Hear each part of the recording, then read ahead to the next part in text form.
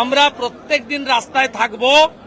আমরা বেকারত্বের যন্ত্রণার জন্য রাস্তায় তাদের পক্ষে রাস্তায় থাকবো, যাতে বেকার মুক্তি ঘটে, শিল্প আসে, টাটা আসে, কৃষকরা ফসলের ন্যায্য দাম পায়, মৎস্যজীবীরা তাদের অধিকার পায়, কেন্দ্রের কর্মসূচি থেকে তারা উপকৃত হয়, প্রত্যেকটা বোন এবং কন্যা যাতে সুরক্ষিত হয়, আর একটাও যাতে ধর্ষণ না হয়। কালী মাতা, জগদ্ধাত্রী মাজা, দেবী দুর্গা, বজরংবলীর মূর্তি মন্দির, আমাদের সনাতনীরা যাতে আর আক্রান্ত না হয়, বাংলা যাতে অনুপ্রবেশকারী মুক্ত হয়, এই লড়াইতে বিজেপি চালিয়ে যাবে।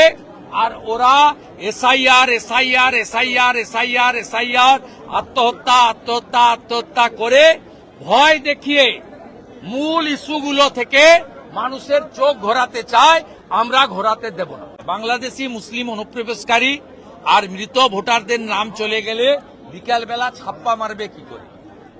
সকালবেলা গামছা পরে, দুপুরবেলা প্যান্ট পরে, বিকালবেলা লুঙ্গি পরে, আর সকালবেলা আপনার সালোয়ার কামিজ পরে, দুপুরবেলা শাড়ি পরে, বিকালবেলা বোরখা পরে।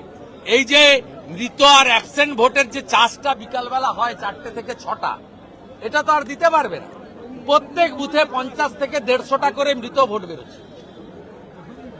বাংলাদেশি মুসলমানরা পালাচ্ছে, পালাও আজ রাতের মধ্যে, কাল ভোর হওয়ার আগে ভাগো, ভাগো, যেখান থেকে এসছো সেদিক দিয়ে ভাগো, ভাগো, সব ভাগো, হাঁটো यहाँ से।